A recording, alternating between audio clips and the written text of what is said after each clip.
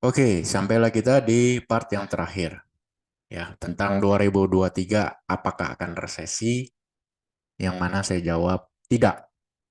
Di mana tidak itu artinya Indonesia tidak akan resesi. Karena based on history negara kita akan sangat tinggi resiko resesinya apabila inflasinya tidak terkendali. Saat ini bahkan kalau saya lihat sampai tahun depan pun inflasi kita akan masih bisa dikendalikan.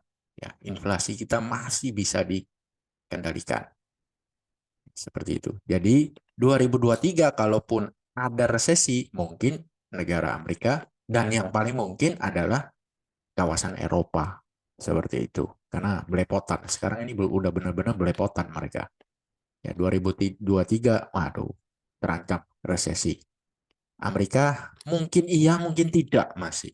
Indonesia, waduh, menurut saya jauh. Ya, selama kita bisa kontrol inflasi, aman. Itu aja kuncinya. Ya, Anda bisa lihat Pertalite naik bandingkan dengan kenaikan harga minyak goreng yang terjadi di bulan 3 bulan 4. Hebohnya mana yang lebih heboh? Minyak goreng atau Pertalite naik? Minyak goreng kan? Karena langsung berurusan langsung dengan perut. Ya. Jadi Pertalite sekarang naik dan gonjang-ganjingnya tidak separah seperti minyak goreng itu menandakan bahwa ekonomi kita ini sebenarnya siap terhadap pengurangan subsidi yang perlahan-lahan terjadi di energi. Tapi negara kita, masyarakatnya belum siap apabila ada goncangan harga terhadap yang berdampak langsung terhadap urusan perut. Seperti contohnya minyak goreng, kedelai naik, misalnya seperti itu. Itu bahaya.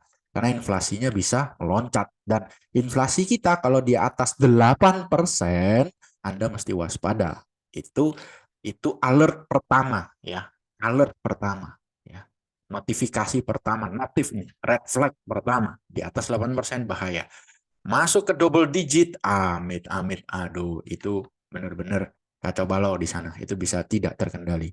Tapi saya melihat pemerintah yang saat ini masih sangat-sangat mampu mengendalikan inflasi. Jadi kalaupun resesi yang terjadi di luar sana. Dan kenapa bagus bagi kita? Oke, kita belajar lagi dari sejarah ya. Amerika resesi ya, mengalami resesi itu pada tahun 2008 ya. Kenapa kita ambil data dari 2008? Karena 2001 market kita itu belum sedewasa saat ini. Belum sedewasa juga seperti tahun 2008. Jumlah emitennya juga belum terlalu banyak dan pada saat tahun 2001 itu kita baru recovery dari krisis moneter 98. Kita baru betul-betul ekonomi kita baru betul-betul bisa bernafas itu di tahun 2004 ketika suku bunga Bank Indonesia itu benar-benar di bawah 10%.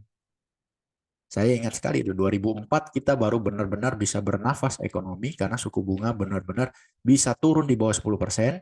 Saya ingat karena saya melihat biliet deposito daripada nenek saya punya. Jadi nenek saya taruh duitnya di deposito dan 2004 itu pertama kalinya bunga depositonya di bawah 10% per tahun. Saya ingat sekali itu. Jadi kita komparasinya di 2008 ya. Kita mulai komparasinya di 2008. 2008 Amerika resesi dan ini saya bikin chart ISG-nya menjadi monthly ya, bulanan. Jadi satu candle adalah satu bulan dan Anda bisa lihat di sini bahwa IHSG dari highest to the lowest ya, itu turun berapa persen di sini? 60%. Oke, kita catat dulu. 60%. Oke. Nah, yang pertama ini 60%. Baru setelah itu kan tidak ada lagi resesi, baru muncul resesi itu di Amerika pada tahun 2020. Sama nih dengan Indonesia 2020 ya, resesi yang diakibatkan oleh pandemi COVID-19. Nah, rentan waktu 2008 sampai dengan 2020 itu seperti di part 1 saya sudah sampaikan bahwa banyak sekali berita-berita buruk, kejadian-kejadian buruk yang membuat market pontang-panting. terutama 2011, 2015 ya, krisis kredit Eropa, terus trade war di 2018-19 ya, Donald Trump trade war, Amerika trade war dengan China. Nah, kita bisa lihat di sini 2011 itu market turun sebentar doang sih dan sedikit ya, sebentar dan sedikit. Itu cuman 22%. Oke, kita tulis dulu 22%. Sampai di sini nanti Anda akan melihat satu benang merah yang mana itu bisa menghasilkan big cuan. Lalu di 2013 ya menuju 2014 itu juga ada guncangan ya, 2013 menuju 2014 turun sekitar 27% ya. Tulis di sini 27%. Oke, kita ngomong angka, kita ngomong data ya, jangan mengawang-awang ya. 2015 nih, perlambatan ekonomi di Indonesia disertai dengan krisis kredit di Eropa. Jadi double garden, Mbak, 26% turun. Kita catat. Oke. Terus di 2018 ya, 2018 itu juga ada, tapi turunnya tidak banyak nih. Kita lihat di sini turunnya nggak banyak, tapi udah bikin mules perut. Cuman 17%, tapi perut itu udah mules-mules pada saat itu, saya ingat. Ya, cuman 17% tapi bikin perut mules. Kenapa? Karena ini ada kejadian di mana di Amerika itu Dow Jones bisa sehari naik 400 poin, besok turun 400 poin, besoknya lagi naik 400 poin, besoknya lagi turun 400 poin. Jadi itu berlangsung selama 6 hari berturut-turut. Naik 400, turun 400, naik 400, turun 400. Dikocok-kocok seperti itu. Kenapa bisa begitu? Itu pertama kalinya terjadi algoritma trading. Jadi trading dengan volume besar menggunakan komputer. Jadi bukan hit pakai tangan lagi, enter pakai tangan. Enggak. Itu benar-benar algoritma komputer. Jadi big trader pakai algoritma komputer yang mana sekarang udah di-ban ya. Itu aduh mules banget tuh bro ya. Nah, ini yang 2020. Ini saya ceritakan ke Anda supaya Anda itu nggak ditakut-takutkan oleh berita yang sekarang ini terlalu heboh lah. Kalau menurut saya mah konten lah itu ya. Jadi kita lihat sejarah supaya ya dia bikin heboh ya tapi tidak ngasih tahu tips and triknya untuk mendapatkan profit dari kehebohan itu kalau memang kehebohan itu terjadi. Nah, yang paling penting gimana caranya kita bisa profit dari sana ya. Nah, apa benang merahnya kalau Anda lihat di sini? Setiap kali terjadi big crash, nah crash itu bearish market itu definisinya adalah turun 20% dari highest-nya ya, dari highest-nya. Dan Anda lihat saya selalu ukur dari highest-nya to the lowest, highest to the lowest, highest to the lowest. Ya, highest, lowest, highest, lowest, highest, lowest. Ya, seperti itu. Tertinggi, terendah, tertinggi, terendah. Definisi dari market bearish itu adalah market turun minimal 20% dari puncaknya pada all time high-nya atau harga tertingginya pada tahun tersebut. Itu baru bisa dibilang market dalam kondisi bearish. Sehingga yang 2018 ini bukan bearish, ya. Koreksi sehat ini. Ya, lu ngomong sehat gua mules ya kan. 17%, Pak. Dan saat ini ISG sampai dengan hari ini tanggal 12 Oktober itu aduh turunnya aja kecil banget Pak. Tapi udah lumayan juga sih yang teriak-teriak mules gitu ya. Baru turun 6,6% dari puncak. Ya ampun, udah banyak juga yang teriak-teriak mules nyangkut, mules nyangkut. Aduh, you never learn. Ya, you never learn. You just gamble with the market. Gambling. Oke, apa benang merahnya? Bukan cuma turun 20% yang harus kita tunggu. Kalau kita mau benar-benar berasa itu cuannya, maka hal pertama yang kita nantikan adalah market bearish. Sama persis seperti 2020 di mana saya selalu bikin konten ini justru menjadi berita bagus. Market crash seperti ini bla bla bla bla bla. Dan hasilnya kita nikmatin di 2022 di mana harum 1000% ya kan.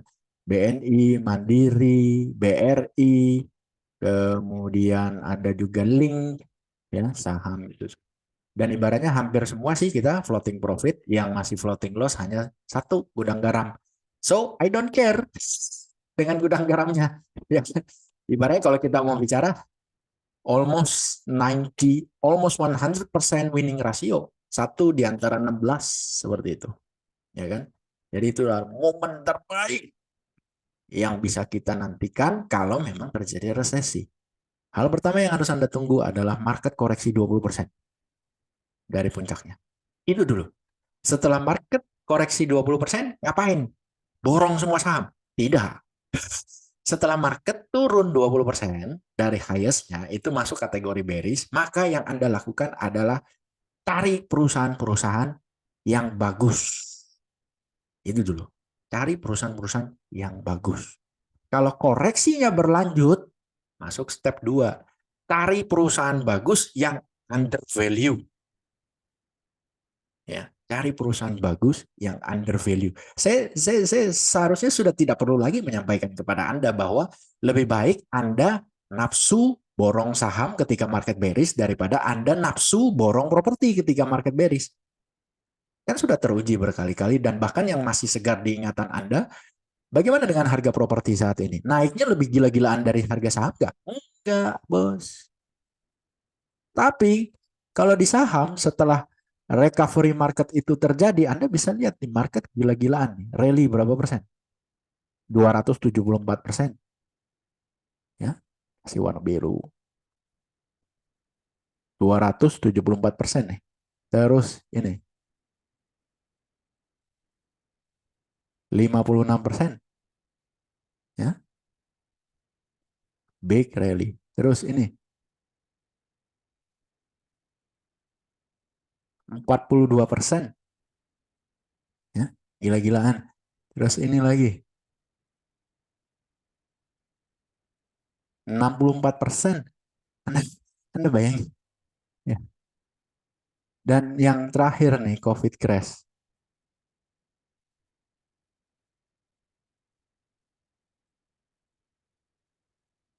Berapa persen?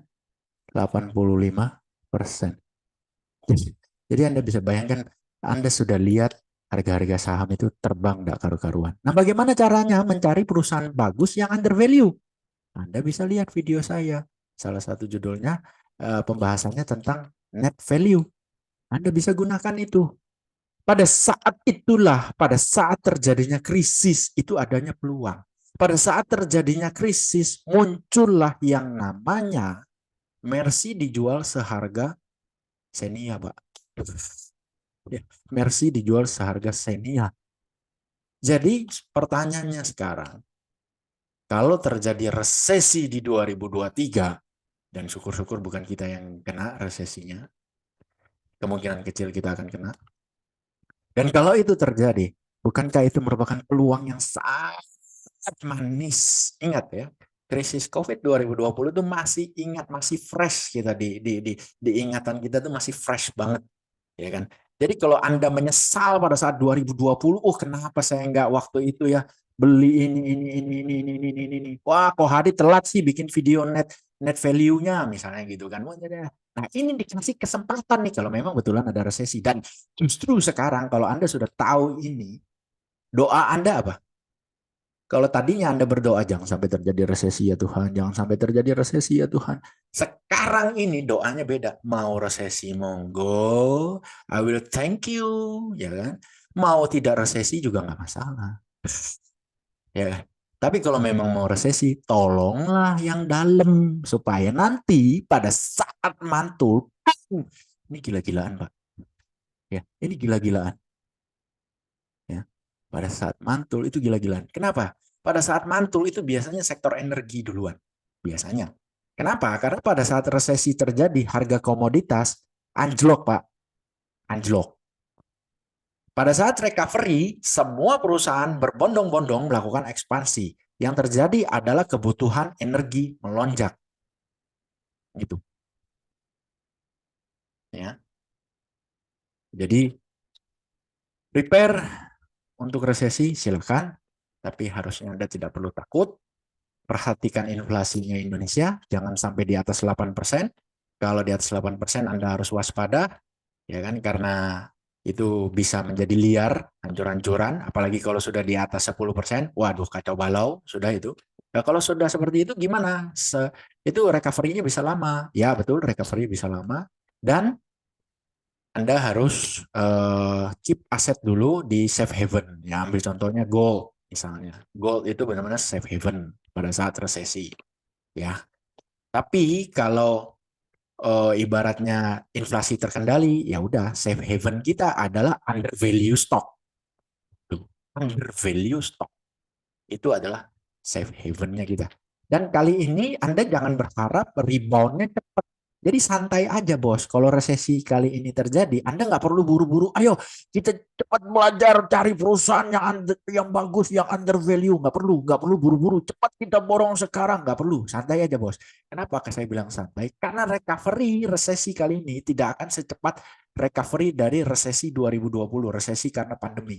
Resesi karena pandemi itu adalah recovery tercepat yang pernah terjadi. Kenapa kalau saya kelihatannya emosi sekali dengan recovery tercepat? Yes, karena saya nggak bisa dapat banyak barang. Karena pada saat itu risk control saya setting dengan recovery bukan V-shape. Ini kan V-shape, huruf V. Ya, recovery-nya ini kan huruf V, victory, V. V-shape.